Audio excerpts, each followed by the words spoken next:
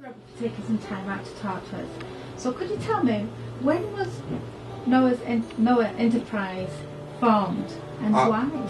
Noah Enterprise were originally formed in 1987 by a nun called Sister Eileen, and Sister Eileen came over to help with the local Irish community, and there was a need essentially for homeless provision in Luton at the time, and that was the essence. It started off as like I said, the Irish side of it, the Luton Irish side of it, but then it transpired that it was more than just Irish that needed help in the local community, and thus the day centre was kind of born out of there.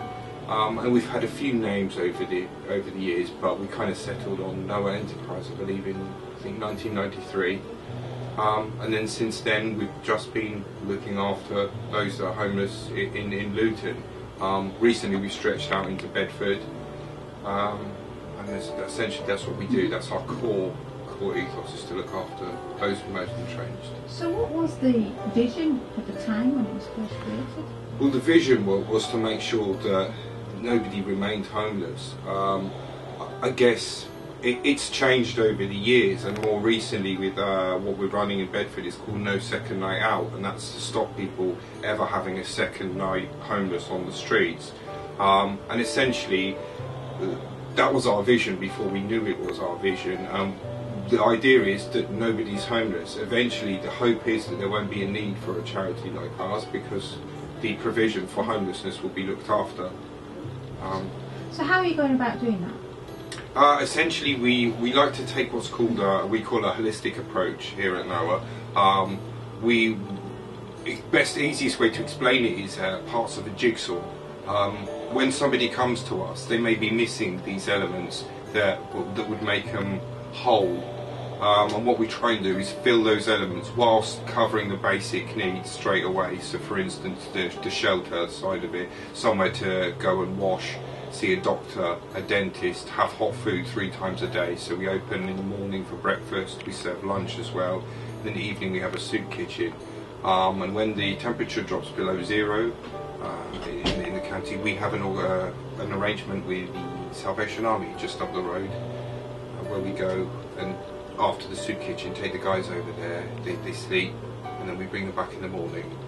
So what difference is Noah Enterprise making to the community? I'd say we're making a massive difference, from the homeless side to getting people off the streets. I mean, last year we housed over 150 people over the space of the year, so that's nearly 1 every 2 days. Our actual day centre's open 365 days a year. So we're open every single day of the year, including Christmas. We kind of obviously have to be open because people are homeless all the times of the year, not just during the week or the weekends, etc.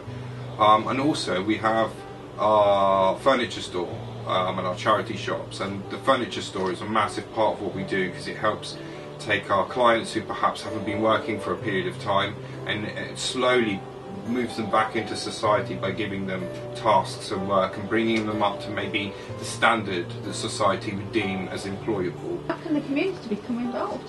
The community can become involved really easily. If you want a better idea, I would visit our website, which is www.noahenterprise.org. But you could do anything. I mean, we have some amazing people do all kinds of things. We have translators that come in and help us. We have an awful lot of people that speak foreign languages that struggle to communicate. We have everything from people working in the soup kitchen, to helping volunteer over at the furniture store. We're in desperate need for volunteers over at the furniture store at the moment.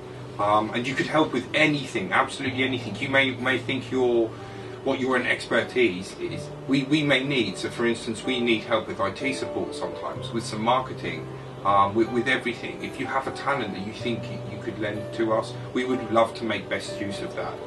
So what can Inspire FM listeners expect during the local Charity Begins at Home campaign they're running? Well, you can essentially expect more of what I've just told you, but the aim of it is try to be as interesting as possible and tell you the real stories that people want to know, and how we've changed, maybe some case studies of how we've changed people's lives, and also our impact on the town itself, because it isn't just a crude way of saying it, getting homeless people off the streets and into a house.